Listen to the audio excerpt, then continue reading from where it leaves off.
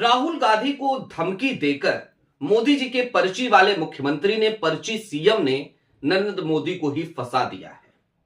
आलम यह कि उसने तो चैलेंज किया था राहुल गांधी को, लेकिन राहुल गांधी ने चैलेंज एक्सेप्ट कर लिया और एक प्लान का ऐलान कर दिया।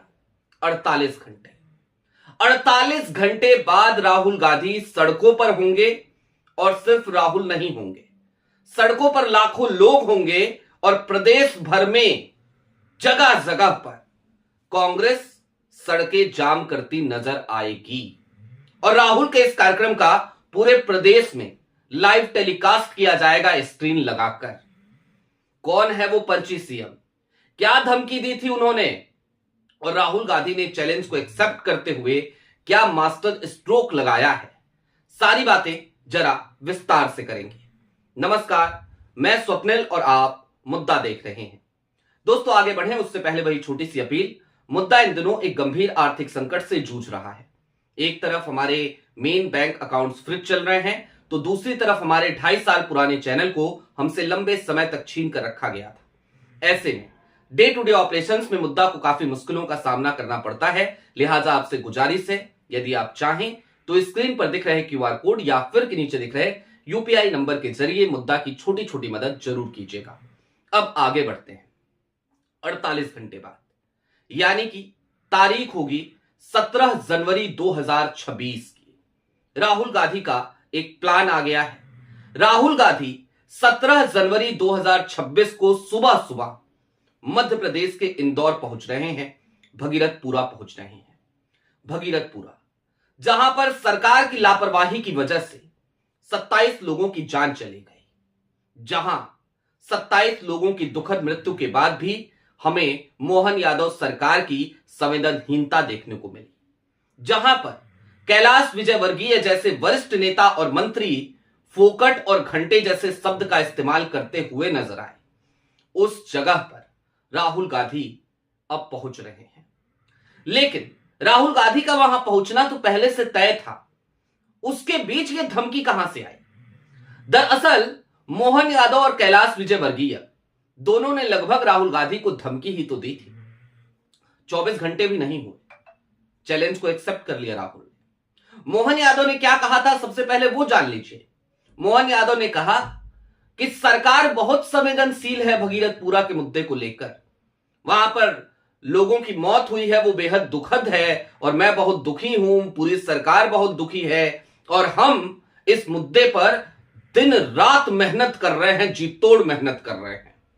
इसके बाद उन्होंने राहुल गांधी को लेकर कहा कि आओगे और लाशों पे राजनीति करोगे तो ये ठीक नहीं होगा, ये होने नहीं दूंगा। ये मोहन यादव ने कहा था। मोहन यादव ने कहा था लाशों पे राजनीति करने राहुल गांधी आएंगे तो ये ठीक नहीं होगा, वो लाशों की राजनीति करने आएंगे यहां पे। जरा सोचिए कैसी विडंबना है ना। मतलब इसी देश का एक हिस्सा है मध्य प्रदेश, वहां पर दूषित पानी से लोगों की मौत हो गई है, 27 का आंकड़ा पहुंच चुका है।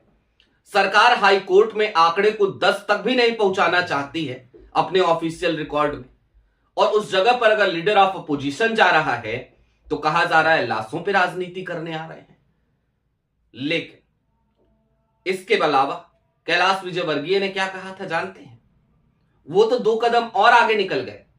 उन्होंने कहा कांग्रेस जो कर रही है ये बेशर्मी है, कांग्रेस जिस तरीके से वहां प्रदर्शन कर रही है ये बेशर्मी है, कांग्रेस को माफी मांगनी चाहिए। कैलाश विजयवर्गीय ने माफी मांगी क्या? और जो माफी मांगी थी वो माफी जैसी थी क्या? जवाब है नहीं। तो जिस बेशर्मी के साथ कैलाश विजयवर्गीय ने फोकट और घंटे जैसे शब्द का इस्तेमाल किया था, उसी बेशर्मी का एक बार फिर परिचय दिया कैलाश विजयवर्गीय ने। खैर, ये तो हो गई कैलाश विजयवर्गीय और डॉक्टर मोहन यादव की बात। लेकिन इसके बाद राहुल गांधी का प्लान क्या है, अब जरा वो जान लीजिए। राहुल गांधी बकायदा 17 जनवरी को सुबह सुबह इंदौर पहुंचेंगे।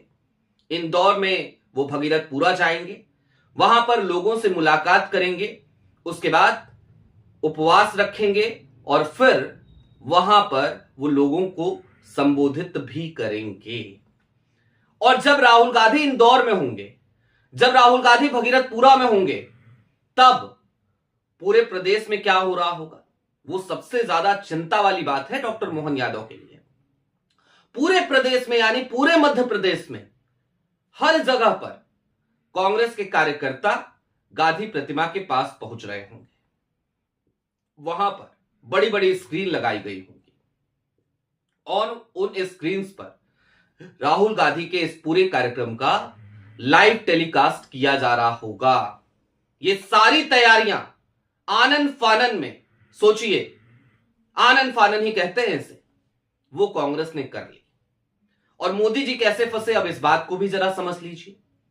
दरअसल दोस्तों, आज की तारीख में मैं ये बात कतई और कतई तौर पर मानने को तैयार नहीं होता कि इस देश में अगर किसी प्रदेश में भारतीय जनता पार्टी की सरकार है तो वो सरकार वहां के मुख्यमंत्री चला रहे हैं ना, बिल्कुल नहीं। भाई चुनाव मोदी जी लड़ेंगे, चुनाव मोदी जी के नाम पे लड़ा जाएगा। मुख्यमंत्री कौन बनेगा, वो अब्बा डब्बा जब्बा करके पर्ची मोदी जी निकालेंगे। तो भैया मुख्यमंत्री वहां की सरकार चलाएगा या प्रधानमंत्री चलाएंगे, आप खुद सोच लीजिए। इसलिए मैं सीधे तौर पे कहता हूं कि भारतीय जनता पार्टी के शासित किसी भी राज्य में इस तरीके की कोई भी समस्या आए तो यकीन मानिए कि उसका ठीकरा मोदी जी के सर पर ही फोड़ना चाहिए। और यह काम भगीरथपुरा की इस स्थिति के बाद कांग्रेस ने बखूबी किया भी। कांग्रेस के लड़ाका प्रदेश अध्यक्ष हैं इस बार मध्य प्रदेश के जीतू पटवारी। एक समय था हम बहुत आलोचना करते थे जीतू पटवारी की, लेकिन आज की तारीख में जिस तरीके से जीतू पटवारी मध्य प्रदेश में काम कर रहे हैं, अगर कांग्रेस के पास हर राज्य में ऐसा ही प्रदेश अध्यक्ष हो जाए ना, कायाकल्प तुरंत बदल जाएगी, तुरंत बदल जाएगी। वो हाल जीतू पटवारी ने कर रखा है इस समय। जी तोड़ मेहनत, जी तोड़ मेहनत। जीतू पटवारी ने भगीरथपुरा में, इंदौर में अभी न्याय यात्रा निकाली थी और उस यात्रा के दौरान उन्होंने सीधे तौर पर प्रधानमंत्री नरेंद्र मोदी पर हमला भी किया था और उन्होंने मोदी जी का ही नाम लिया। और क्यों ना ले कोई मोदी जी का नाम। अब दोस्तों यहां पे थोड़ी देर के लिए और ठहरिए, कुछ और चीजें समझते हुए जाइए। दरअसल मध्य प्रदेश के भगीरथपुरा में दूषित पानी पीने से जिन 27 लोगों की जान गई और उसके बाद जिस तरीके से डॉक्टर मोहन यादव कह रहे हैं कि उनकी सरकार बहुत संवेदनशील है, क्या वाकई में उनकी सरकार संवेदनशील है? 27 लोगों की मौत के बाद टैंकर्स जो जा रहे थे, देश के तमाम मीडिया इदारों की रिपोर्ट्स, खास तौर पर मैं इस बात को मेंशन कर दूं कि गोदी मीडिया के पत्रकारों की रिपोर्ट भी उन टैंकर्स का फैक्ट चेक कर रहे थे, उन टैंकर्स को लाइव दिखा रहे थे और उन टैंकर्स में लगातार गंदगी थी, टैंकर्स जंग खाए हुए थे। ये तमाम तस्वीरें इस देश में घूमती रही। क्या इसे संवेदनशीलता कहते हैं? या फिर कि मौतें हो गई 27 अब तक और मध्य प्रदेश सरकार का ऑफिशियल आंकड़ा 10 पार करने को तैयार नहीं है, वो मानने को तैयार नहीं है। पहली बार तो हद ही कर दी थी जब हाईकोर्ट ने स्वतः संज्ञान लिया तो मध्य प्रदेश सरकार ने अपने जवाब में कहा 4 लोगों की मौत हुई है, जबकि उस समय तक 13 का आंकड़ा आ चुका था। 13 लोग दूषित पानी की वजह से काल के ग्रास में समा चुके थे। उसके बावजूद डॉक्टर मोहन यादव की सरकार हाईकोर्ट में जाकर बेशर्मी, थेथरई, बेहयाई के साथ ये कहती नजर आ रही थी कि ना जनाब, ना मिलाड, सिर्फ 4 लोगों की मौत हुई है, 4 का ही आंकड़ा है। अब 27 है, तब भी 10 पार नहीं कर पा रहे हैं। इसे बेशर्मी नहीं कहेंगे तो क्या कहेंगे? और इसे क्या संवेदनशीलता कहेंगे? कहेंगे तो लानत है ऐसी संवेदनशीलता पर, लानत है ऐसी सरकार पर। खैर, अब जरा थोड़ी देर के लिए और ठहर लीजिए, 1-1.5 मिनट के लिए, और कुछ चीजें और समझिए। दरअसल ये कांग्रेस अब वो कांग्रेस रही नहीं। जब से मोदी जी सत्ता में आए तब से लेकर लंबे समय तक हम सबको ये लगता था कि यार कांग्रेस ना सत्ता में रहना जानती है और भारतीय जनता पार्टी विपक्ष में। और कांग्रेस विपक्ष में रह के कैसे काम किया जाता है ये उसे नहीं आता, कैसे मुद्दे उठाए जाते हैं, किस तरीके से सरकार से सवाल किए जाते हैं, ये उसे आता नहीं है। और ये बात हम क्यों कहते थे? क्योंकि हमें याद आती थी भारतीय जनता पार्टी की वो तमाम छिछोरी हरकतें, कभी सिलेंडर लेकर बैठ जाना, कभी प्याज लेकर बैठ जाना, वो तमाम चीजें याद आती थी। हमें मोदी जी के वक्तव्य याद आते थे, ये रुपया इतनी तेजी से पतला क्यों हो रहा है। हमें मोदी जी का इंटरव्यू याद आता था कि पाकिस्तान मार के चला गया और अमेरिका जाके रो रहे हैं ओबामा ओबामा। ये तमाम चीजें याद आती थी तो हमको लगता था। लेकिन आज की तारीख की कांग्रेस एक अलग कांग्रेस नजर आती है। आज की तारीख की कांग्रेस सड़कों पे उतरना जानती है, वो लाठियां खाना जानती है, वो वाटर कैनन की मार झेलना जानती है। और इन सब के पीछे जाहिर सी बात है राहुल गांधी की वो ऐतिहासिक यात्राएं हैं जो उन्होंने भारत को जोड़ने के लिए करी, जो देश के कोने कोने में मोहब्बत की दुकान खोलने के लिए करी। अब दोस्तों, राहुल गांधी मध्य प्रदेश पहुंच रहे हैं, लेकिन सवाल यह है कि अमित शाह साहब गांधीनगर कब पहुंचेंगे। अब यह सवाल मैं क्यों कर रहा हूं?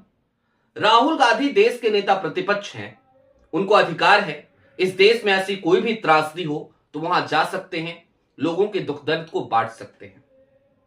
और यह अधिकार उन्हें इस देश की जनता ने ही तो दिया है।